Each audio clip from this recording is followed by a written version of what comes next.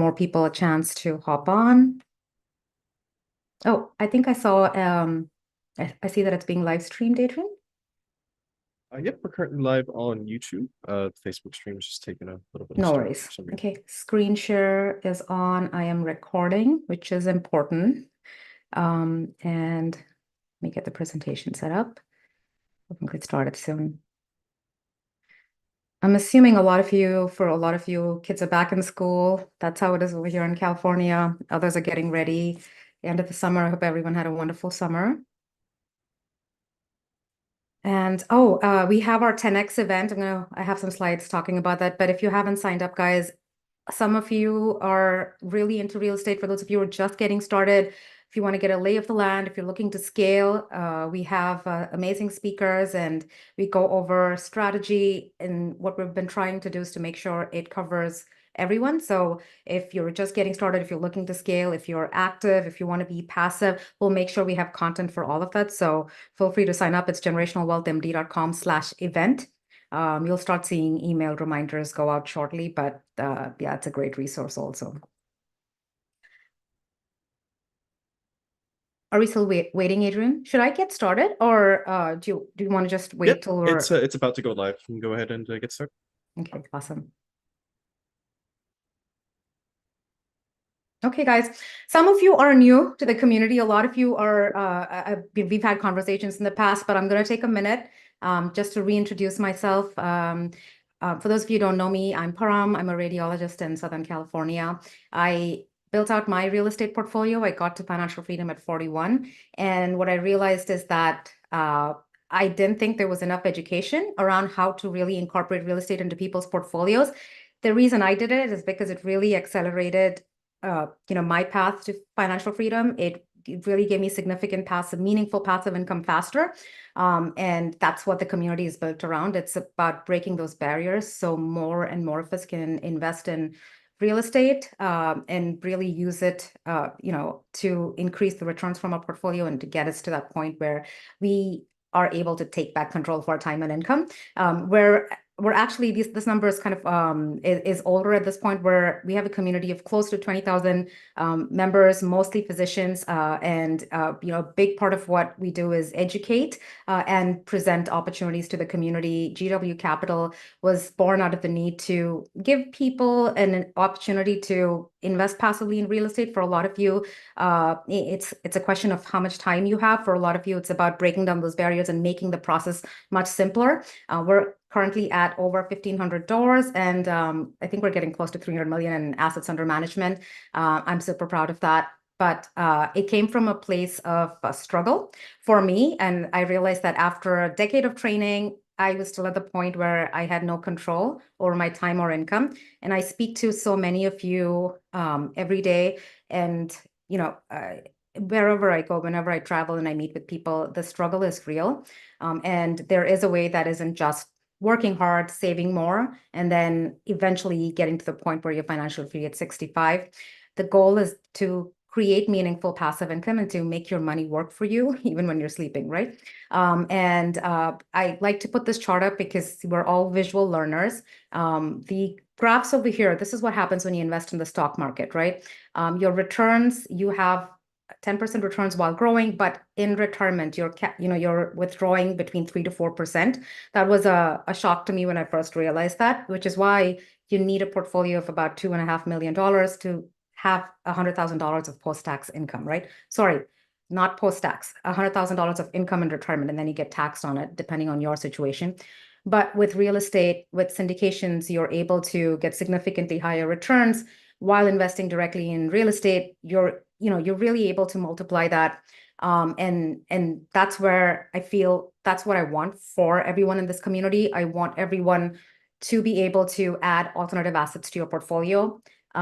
This is what the portfolio of the ultra wealthy looks like, where they have about 50% in alternative assets.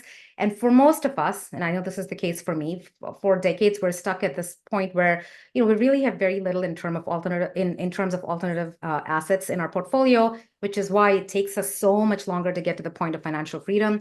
And the goal is to help change that. But the important thing is we want to do it in a way where you have asymmetric risk reward, right? You want to increase your returns, but you want to do it in a way where you're reducing risk, which is where the education part becomes really important. A lot of you on here, I know, are considering investing in syndications because we've had multiple conversations. The guide is a great resource for anyone beginning to, I've spent months working on this. It's for anyone who's beginning to explore syndications, passive investing in real estate. It's a labor of love. We talk about terminology. We help you do due diligence. You have due diligence checklists, so definitely lean into this. And for those of you, some of you want to do both, a little bit of both, or you're really interested in building your own portfolios. The 10X event, that's all it's about. It's about, it's about due diligence, education. How do you pick a market? What strategies can you use? So if you haven't signed up, go ahead and sign up. It's generationalwealthmd.com/event. Education is a big part of what we do, and a big part of the state of the market. That's what it is. Right, it's taking that data, all the things you've been hearing, all the headlines, all the clickbait, and then putting it into perspective. But what I also want to remind you guys is that what I wanted for myself was growth and contribution, right? Those are the needs that I think are super significant for me at this stage, but I want that for all of you. And yes, the financial growth, the growth within this community, connecting with like-minded people, the mindset, all of that is important. But I also want you to know that you're part of something bigger. Our charitable mission, this is something we're constantly working on. Dr. Shobana, she's a friend of mine from med school. She's actually in charge of that. Probably going to have her come and speak during the 10X event. But we're constantly working on ways to support children with disabilities in rural India. Last month, I was in India for a month, and last month we sent tons of educational material to blind schools in Coimbatore, and we are working right now on getting processes in place to support a school for children with disabilities. To cover all the operational costs and everything that you do when you support us, remember that you're part of this, and I want you to take pride in it. Okay, before we get started with the actual state of the market, just a few more slides. GW Capital, a lot of you are part of GW Capital, and we added villas at Sundance to our portfolio in Q2. We're currently, in the midst of, we're presenting an opportunity in Houston, Cortland Med Center. That's what we're working on right now. And the goal for us has been to constantly to vet these deals and present you with opportunities that provide you with diversification across markets. We have some assets that are core plus assets, value add assets. So we want to break down those barriers so you can build a recession resilient portfolio. And education and what we do in terms of due diligence is all geared towards lowering risk and boosting returns as best as possible, right? Which is why we created GW Capital Fund 1. And that's because we're then able to get preferred returns for our community as opposed to the retail investor, right? And we're very passionate. We do market due diligence. We take a close look at the deals. We are very intentional about the debt we take, and we're very intentional about who we partner with, and really taking a look at their portfolios and making sure that they're well capitalized.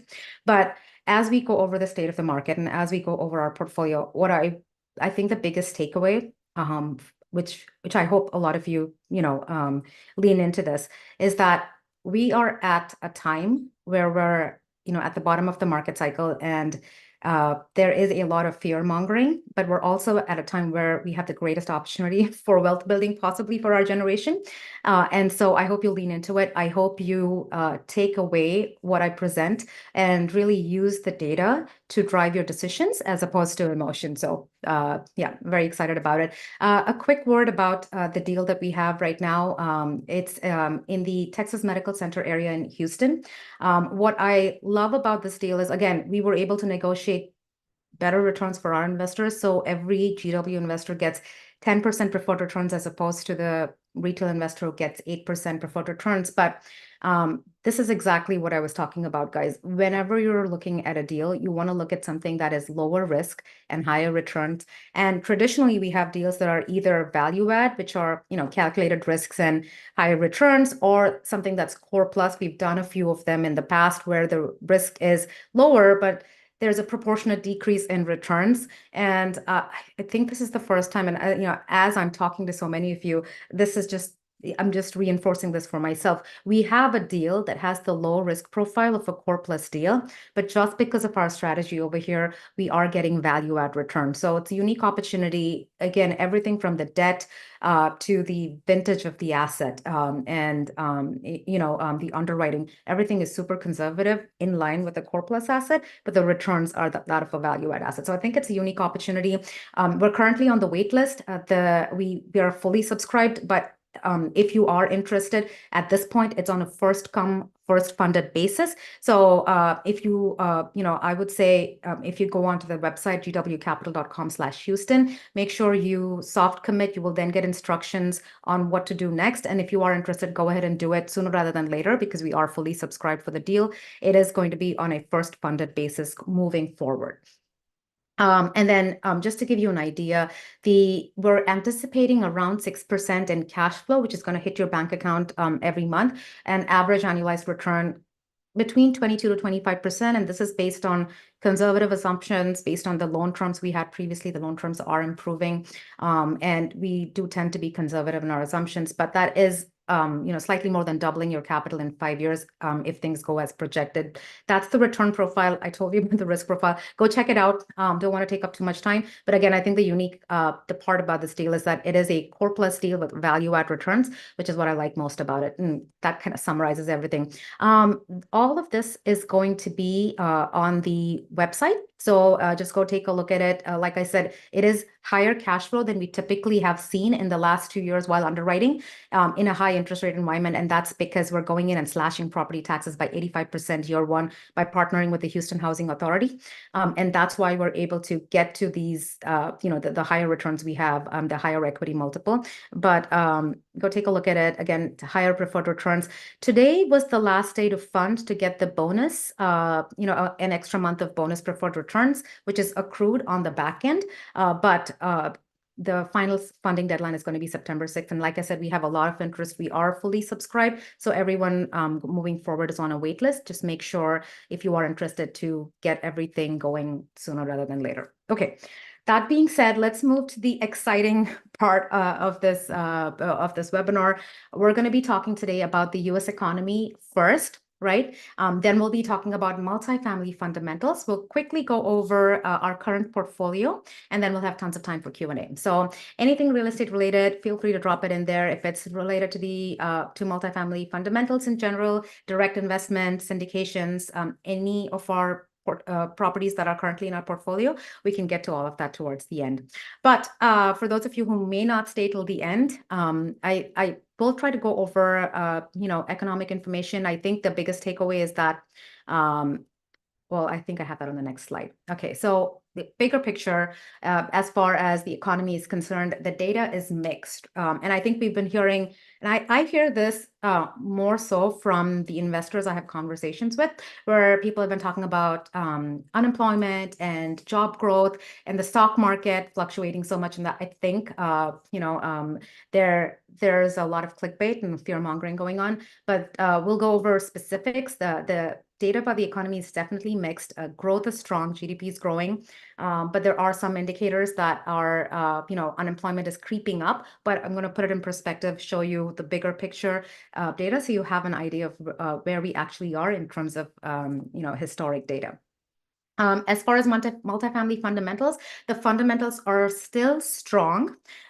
We have the last 2 months, we've seen positive rent growth after a long time of plateauing and negative rent growth. So that is just letting us know that we're getting close to the inflection point where we've, potentially hit the bottom of the market and we're headed back up. The truth is that a lot of markets in the Sun Belt this year and next, just because construction starts were super high in 2020 and 2021. A lot of markets in the Sun Belt will struggle with oversupply. Actually, I think it was 21 and 22.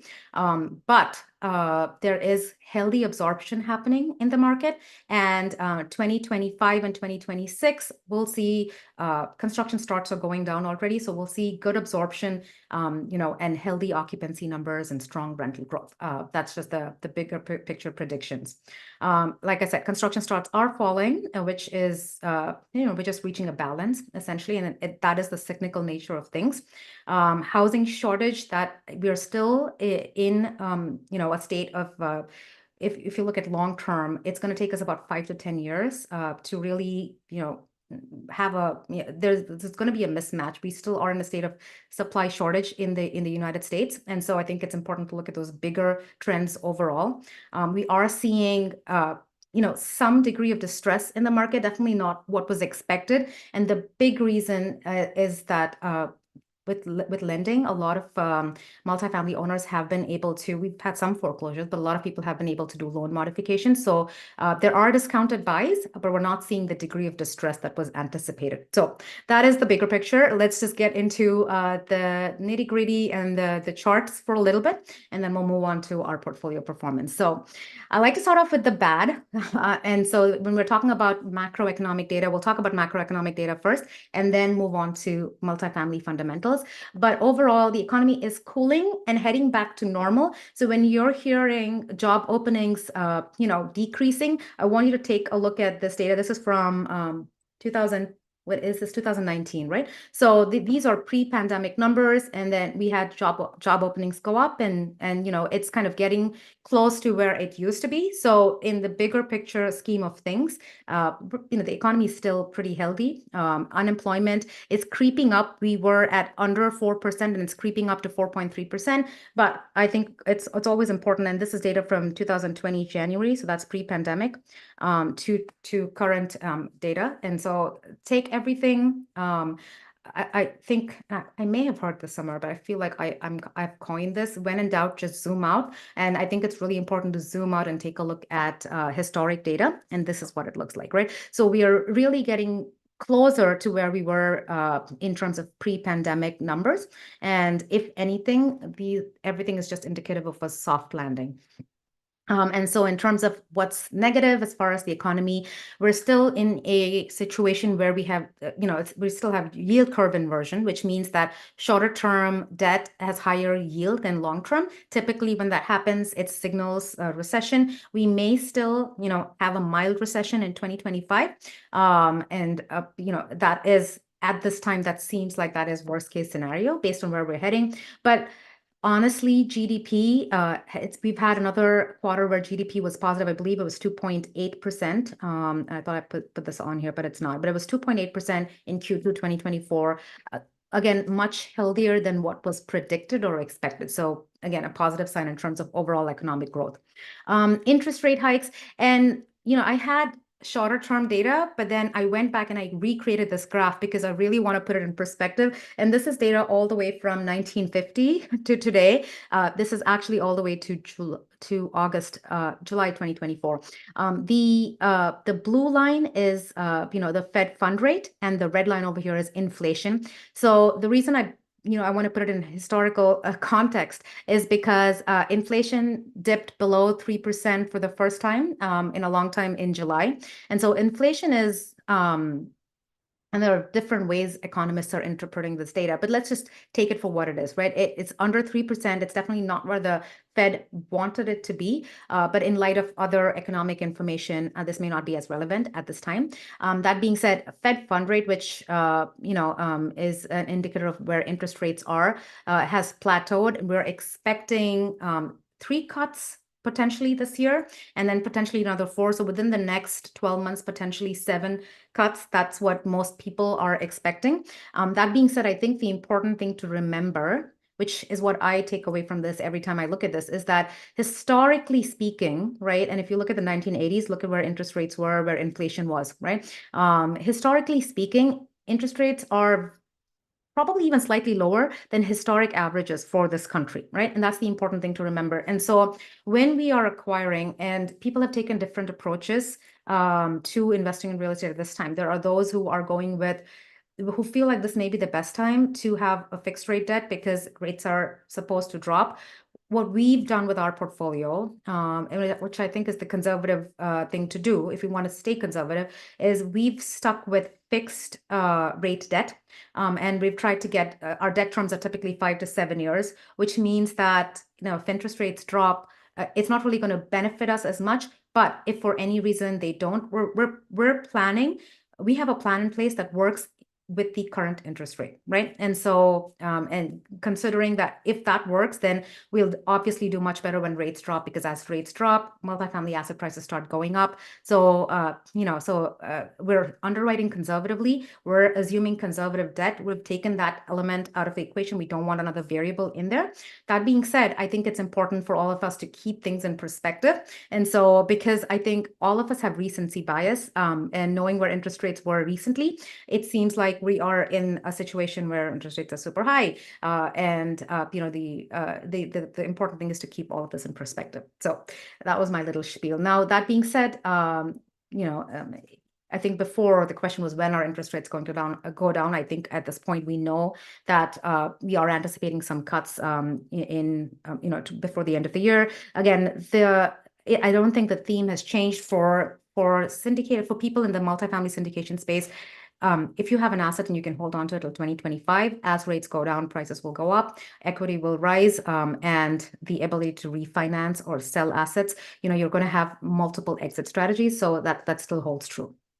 Okay, before we move on to multifamily fundamentals, I thought this would be a good segue. So I heard some of our repeat investors, people who've been investing with us for quite some time, get a little skittish, because I know in August the stock market did have some volatility. And I think the important thing to remember, and all these gray bars over here, these bars are times when we were in a recessionary period, right? And you'll notice that the volatility in the stock market tends to be more, right? The fluctuations, the swings are higher. Real estate tends to be steadier. And so the important thing to remember is that real estate isn't, it doesn't react with the same volatility that stocks have. And what you need to do if you're a real estate investor is really start leaning into the fundamentals. And so that's what we're going to take a look at next, right? So what are the fundamentals?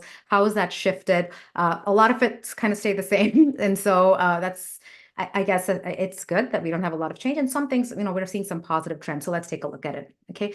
The affordability gap, I think, is still huge. And it's a big factor when it comes to making multifamily still, an asset class that you really want to be in, right? So people are still paying significantly more to own a home than, it's significantly cheaper to just continue to rent, right? And that's something that as real estate investors, it really strengthens the fundamentals as far as multifamily is concerned. Mortgage payments are up 111%, and rents are only up 27%, right? And so, it's still, more affordable for people to rent. Now, this is, I would say, a positive trend, because for the first time, we're seeing a few months where rents are trending up nationally. And again, those are the indicators you're looking for to see, okay, have we hit the bottom? Are we trended upwards? That and interest rates dropping. So that is a good sign. This is something we talked about before. And, again, sometimes it's good to look at longer term data. So I have about 25 years of data in here.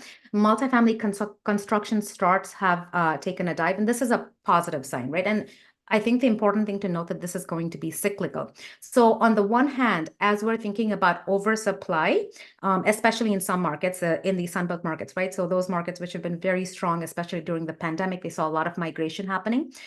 Those markets will have some oversupply, but there is healthy absorption. This is what I said, right? There is healthy absorption. And as these construction starts start dropping, what will happen is that that's going to help balance out supply demand into 2025, 2026, which means occupancy is going to stay healthy in those years, and rent growth is also going to be significant, even in the markets, even in the Sunbelt markets where there will be oversupply in 2024. So that's the important thing. And then the overall bigger picture thing to remember is that we still are in a state of supply-demand mismatch if you look at the country as a whole, and it's going to take about 5 to 10 years for that to get balanced out. So that is going to drive rent growth for multifamily. So Always think bigger picture numbers. Now this is Yardi Matrix forecast for what occupancy and rent growth is going to look like, based on data that they released mid-year. And so you'll see it's pretty steady in terms of occupancy, and the same thing with rent growth. Now we did have a few years where we didn't necessarily see that, but we're going to head into years of positive rent growth moving forward. Okay, so as we invest in, like you saw this on the previous slides, the market you're investing in is going to be huge. Then we look at the individual deals, right? And so as far as markets, we're always looking at those markets where we're seeing significant population growth, and that's typically going to be in the Sun Belt. And this is where we've been, I think the last project we had was in Texas, Houston. The current project we have is in Houston. So Texas, again, strong population growth, strong job growth.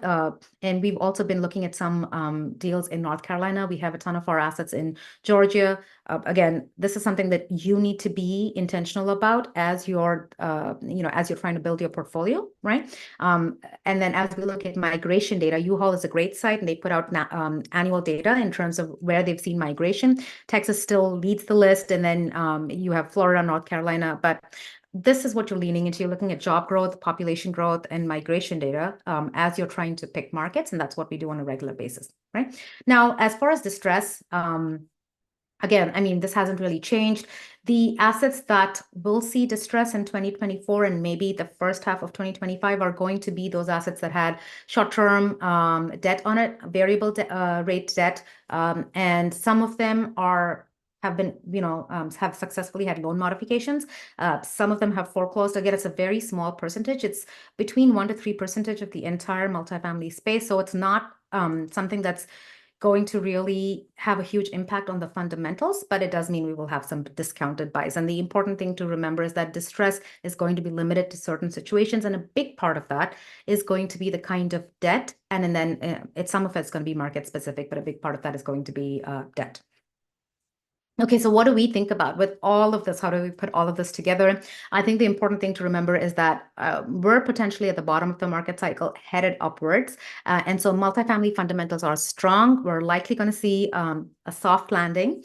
Maybe some economic indicators and some economic, overall signs of a mild recession in 2025. We are going to see some highly discounted buys. We've seen that with the assets we've acquired in 2024, this asset in Houston, the Cortland Med Center, again, it's a $2 million discount. Part of it is because we're buying it, as a REIT structure and then simplifying the structure. But part of it is also because of we've seen property multifamily asset values drop 15 to 30%, depending on the market, from its peak in March 2022. So we are seeing discounted buys, and that's where the opportunity lies. As rates fall, and rates will fall, multifamily prices will increase because, again, you will see cap rate compression. It's dependent on your net operating income, and rates will affect all of that. So prices will increase. I think for a time there was concern because wage growth hadn't caught up with inflation. Wage growth has now surpassed inflation, so which means that we are in an economy where we're able to push up rent, so it supports rent growth. Again, like I said, renting, the affordability gap, renting is still cheaper than buying, and we are, if you look at the bigger picture and not like short-term oversupply, if you're looking at bigger picture, we're still in a state of supply-demand mismatch in the country. So all of that means occupancy and rent growth is going to stay positive in the next few years. So like I said, this is probably the time where sentiments, if you listen to what people have to say, it's not the best, but this is the time where you have the most opportunity. When we were at the peak of the market cycle and everyone is exiting with 30% IRRs, that was the time when there was the most optimism, but it was also the time of maximum risk. I think we should be investing across market cycles. In the stock market, a dollar cost average, even in real estate, I believe, as long as you have the right debt, right, and as long as you've de-risked and done your due diligence on deals, you can acquire across market cycles. As long as you have a longer term strategy and multiple exit plans. But if there was a time to say, okay, I'm on the sidelines, I need to jump in, then you want to be doing it at the point of maximum opportunity. Okay, this is the zoomed out data, and I'm a I think I'm getting a little nerdy as far as the data is concerned, but I think it's really important for all of you to see this on the same slide. I may have presented this in the past. The important thing to remember with multifamily, and this is why we say it's an asset, right? Real estate is an asset class where you can have higher returns but with lower risk, is because if you look over here, typically, right, this is national historic data. The dark blue line is what happens to rents during recessions, right? In 07, 08, you'll notice that, rents can plateau, they can drop a little bit. That's what we saw in the previous graph as far as national rents, even during this, in the last 5 years, right? They don't necessarily have the same swings that you see in market prices, right? Or in the stock market. So they kind of stay steady and it starts, and they can plateau for a little bit, dip a little, maybe 5% annually before they start heading back up. That's what happens to rents. It's home prices that go, asset values that can fluctuate a little more. And that's what these are forecasts for where we expect, what we expect rent growth to be like for multifamily.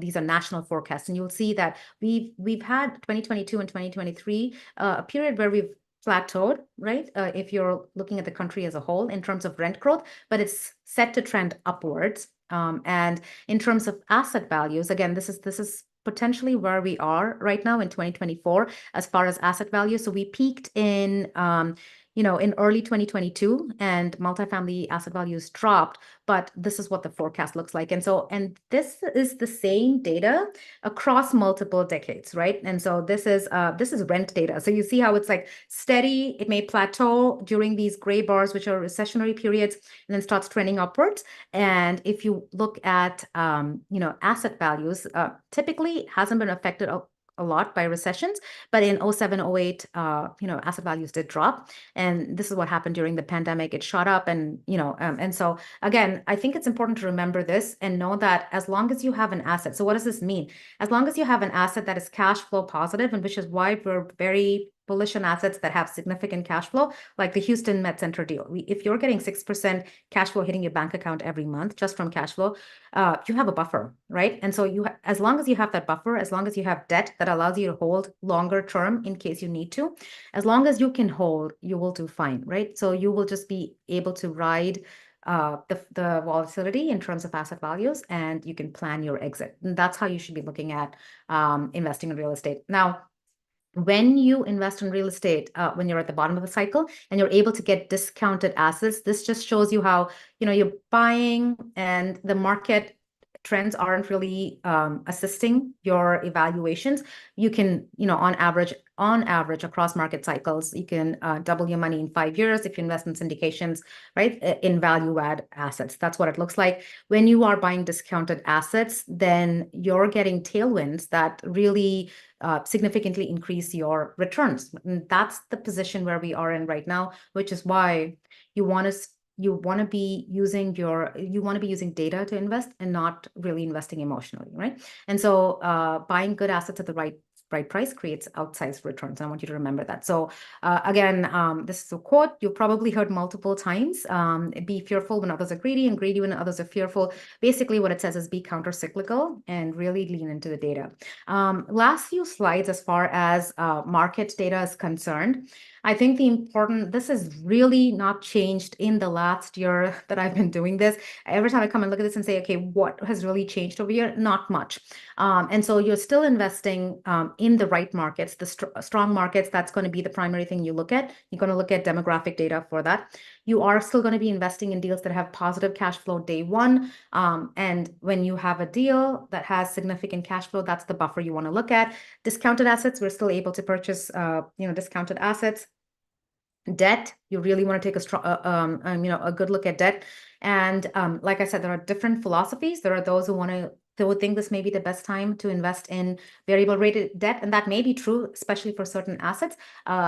So far, we've taken the stand where we are eliminating that variable from the equation. We're getting fixed rate debt from agency fixed rate debt, which is a safer, conservative kind of debt, and always conservative assumptions. Some of you, we sent out an underwriting video where I go over the underwriting for Cortland Med Center, the Houston deal. And so, if those of you who are considering it and really want to go over the underwriting, just reach out to us via email. We'll make sure we send that out to you also. Okay, and then In terms of how we've adjusted things, I know that we've had some deals where we had assumable debt, especially in our 2023 acquisitions. Like I said, we're sticking with fixed debt. We are getting discounts on the assets we're purchasing. In terms of management, we have shifted because this is something we're constantly looking at, right? And I can show you the data. We're very data driven. Some of the assets we aren't really putting money into renovations. We're just doing turns, because if we aren't getting the ROI that we expect, from say a platinum renovation or a partial renovation, we're not going to be putting capital in there, right? So that's a shift that has happened. We've shifted more towards turns, but we are also acquiring newer vintage assets. It's more like a flight to safety, staying with those newer vintage assets, so that that affects the population base and delinquency rates, and there's lower risk because there aren't a lot of unexpected capital expenditures. That's the route we've gone, just in terms of how we are adjusting, and hopefully you're using the same approach or similar principles to guide your your real estate portfolio. Again, gwcapital.com/Houston if you want to invest in the Cortland Med Center deal, and you'll have all the information on there.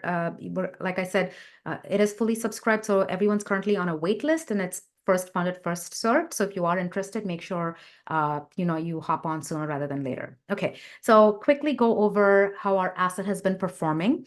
All the properties within our portfolio have been performing.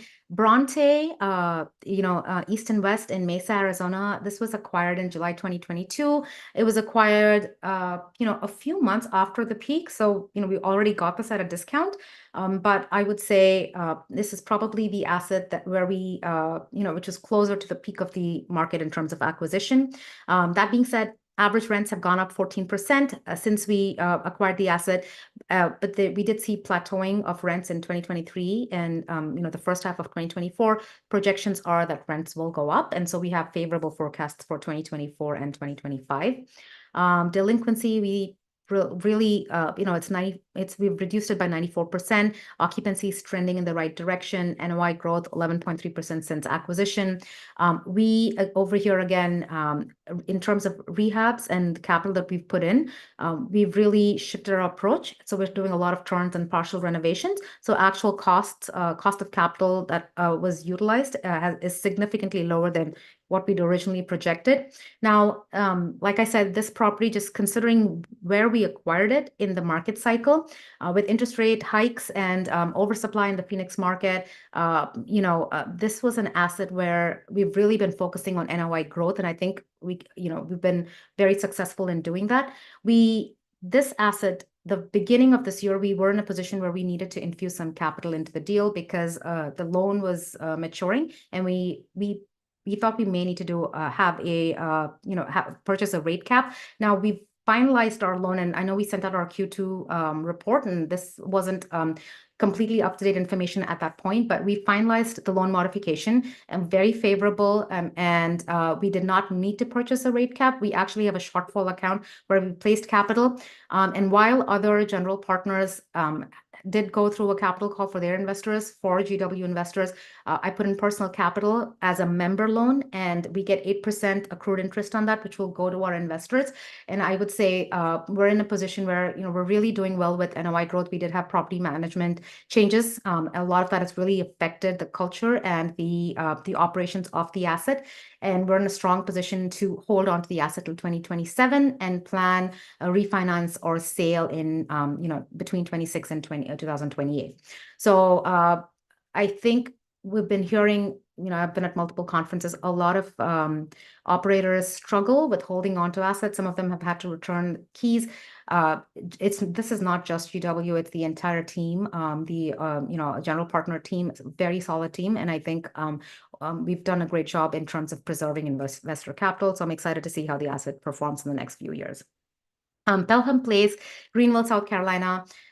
This was also acquired in 2022. Again, another asset in a desirable part of the Greenville submarket. 65% LTV. This has fixed debt and over $1 million of GP equity. Management has done a great job with delinquency. But the flip side has been that in reducing delinquency, occupancy has dropped a little bit. And so that's something that we're focusing on strongly at this time. Overall, average rents have increased 33% since acquisition. So that's great. We are making some strategic rent adjustments at this time. Now, this is a great example of how, so we talked about the Houston project where we're going to reduce taxes by 85%. That is something that we're on the roster for August's meeting. The plan is to get that tax exemption in place even before we close on the project. And that's going to last for the next 99 years. So when we sell the asset, we'll be able to pass on those tax savings to the next buyer.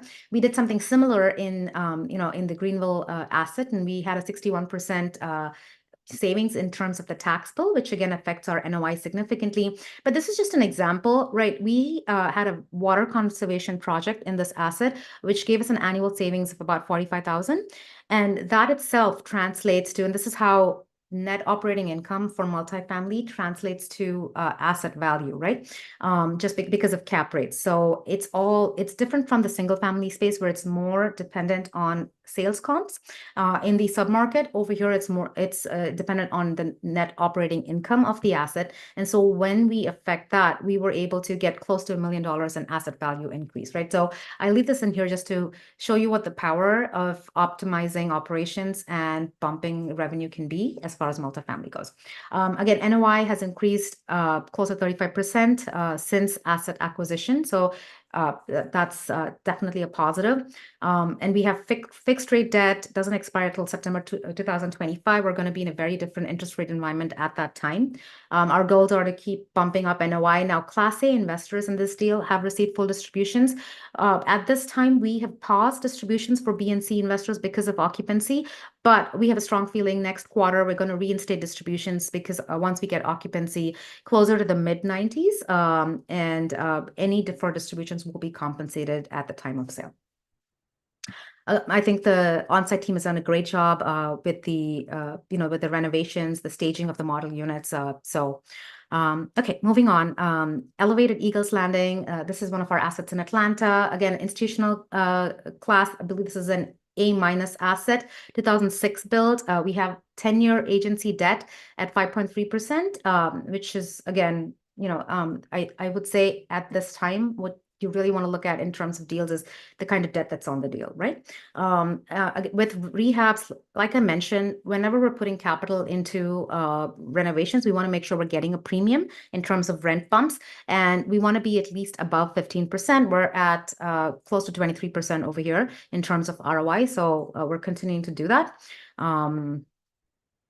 Occupancy, I would say, trending in the right direction. Delinquencies come down, all of which are positive markers. So everyone's received full distributions. Let us know if anyone hasn't, but I think this has been more like a set it and forget it at this point because we've owned the asset for a while. Elevate Green, another institutional quality asset, 252 units, fixed interest rate. This was a loan assumption, and in 2026, we plan to refinance out of it if we don't sell, right? And so there'll be a big return of capital potentially at that time.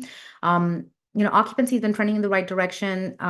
NOI is also trending in the right direction. For those of you who are in this deal, and we've sent out emails regarding this, we've had multiple conversations, but there was a fire, in building 300. And so we've temporarily reduced distributions for Class B and C investors. Class A distributions are still, everyone's receiving full distributions. We're constantly reassessing. Once we have occupancy back where we need it to be, we should be able to restart distributions, full distributions for Class B and C.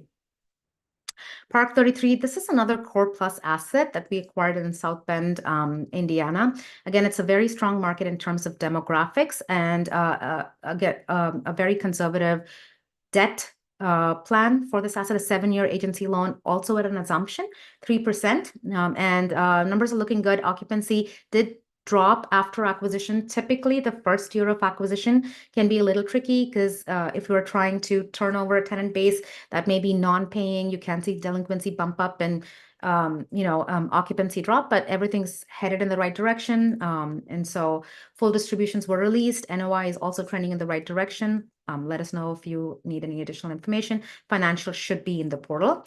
Elevate Stewart's Mill, This asset was acquired in Q4 2023, so still less than a year in terms of acquisition, was acquired at a significant discount, again, fixed agency debt. So you're seeing some fluctuations in NOI, and that's because of first year of acquisition, delinquency is under control, occupancy, sometimes it happens simultaneously as you reduce delinquency, occupancy drops a little bit, and then we have to re-tenant the property. So occupancy is close to 90% at this point, with a forecast to go up in the next 30 days. But full distributions were released, and financials should be in the portal. Dawson Forest, this was our first acquisition in this year. Again, a 1998 built institutional quality asset in a strong market north of Atlanta, with I think it has great demand supply dynamics over there. Not a lot of supply hitting that market, and so even within the larger Atlanta MSA, rent growth numbers have been very, very positive over there in that submarket, right? Fixed agency debt over there, tons of growth in terms of, and I've seen this place grow myself just in terms of industry and employers entering that submarket in the last few years, and so we're excited about this.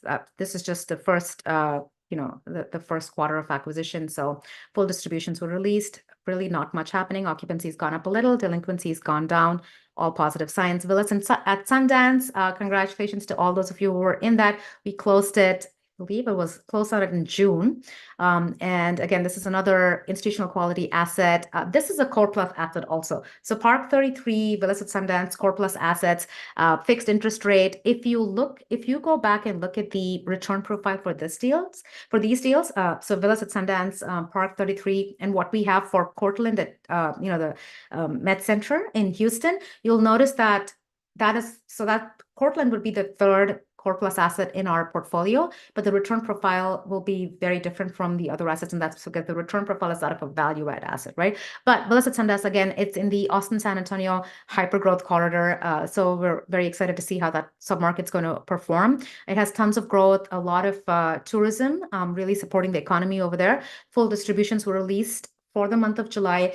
We have a pending distribution so this was the first deal we acquired within GW Capital Fund 1. So we were able to get reserve class returns for all of our investors in villas within the fund.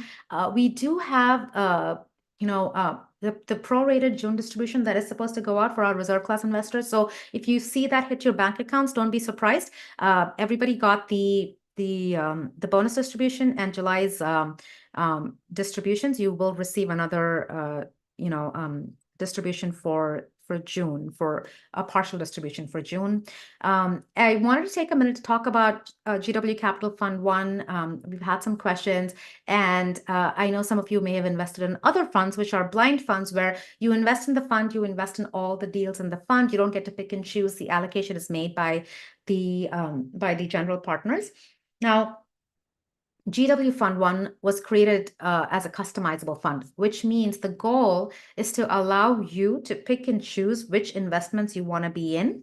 So if you want to pick Core Plus assets that have higher cash flow versus picking value add assets that are more about velocity of growth, you get to do that. Or you get to say, I want to allocate 100,000 each year to Core Plus assets and 100,000 to value add assets, or you want to say 100,000 to Texas markets and 100,000 to Georgia.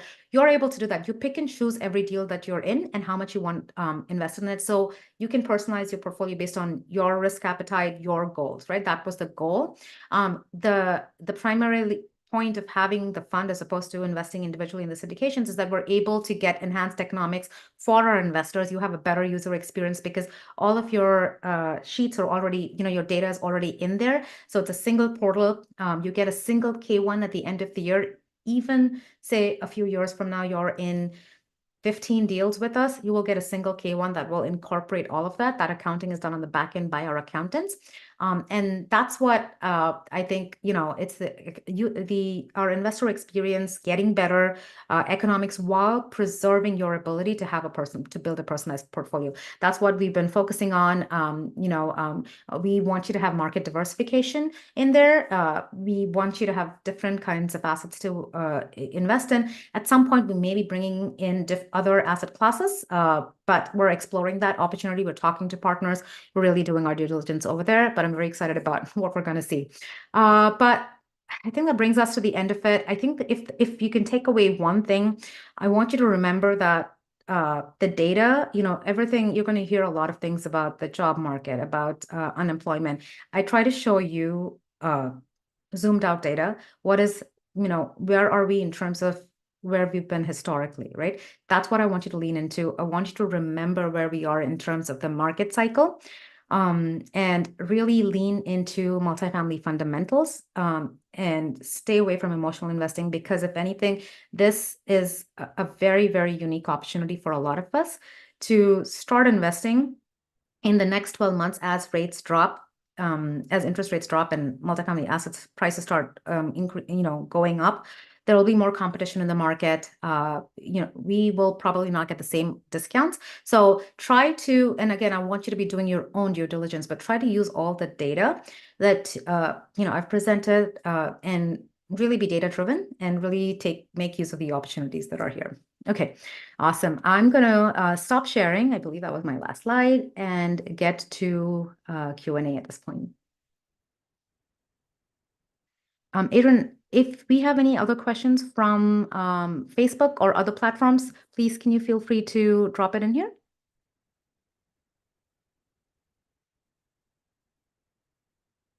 Okay. I'm not really seeing a lot of questions on here, which means either I did a great job or everyone is busy. Hi, Priya. I'm sure it's some of you are putting your kids to bed, some of you are just getting home from work. Okay, so we have a question. How do you get financially free investing in syndications with high interest rates? Some of the investments this investor has invested in aren't paying dividends. Okay, so I think that's a great question, and which is why I said at some point it's going to be about diversification and dollar cost averaging, right? And this is what I say when you invest in.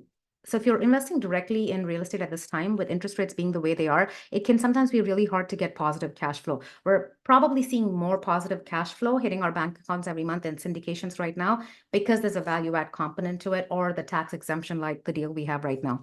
So you're looking at that cash flow, you are getting the tax efficiencies, and you're looking at overall returns on the back end when you're exiting. And on average, across market cycles, it's about 20%. Now, that means people who exited in 2020 and 2021, some of them saw 30% IRRs in the deals they exited. Some of you who are going to be exiting in 2024 and 2025 may see numbers that are, anywhere from, I don't know, 5 to 15%, I guess, right? So that's a possibility also. So you really want to, when we assess deals at this time, we're really taking a very keen look at what cash flow looks like day one. I think that's the biggest thing you want to lean into.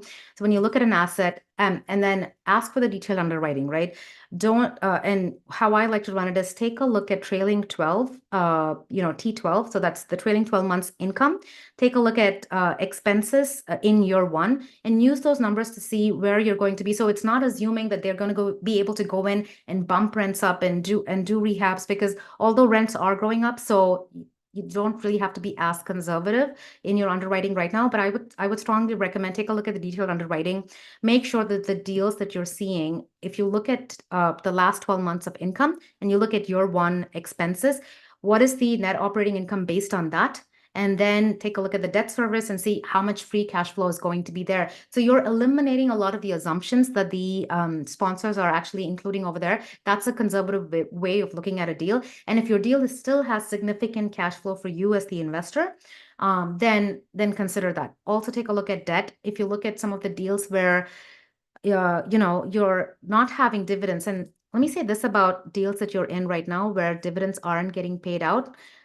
Although it seems like it's a bad scenario, there are a lot of deals I know with sponsors who weren't as sophisticated, probably didn't make the best decisions, where they had to hand back the keys to the property. Investors lost all equity, and even in some deals where there were capital calls, right, just to keep the property, to hold on to the property. And so that's not having distributions paid, I know that your sponsor, and I'm not going to mention this because I don't know if this was supposed to be an anonymous message, they've put a lot of their own capital into those deals to keep those deals afloat as member loans. And so on the back end, you will get interest for that. They are holding on to the assets. And the theme is, as long as you can hold on to the assets till 2025, as asset values improve and as rates go down, everyone's going to have multiple options, right? And so for the assets, and I'm assuming those were assets you entered into that were acquired in 2021 and 2022, that's where the distress is.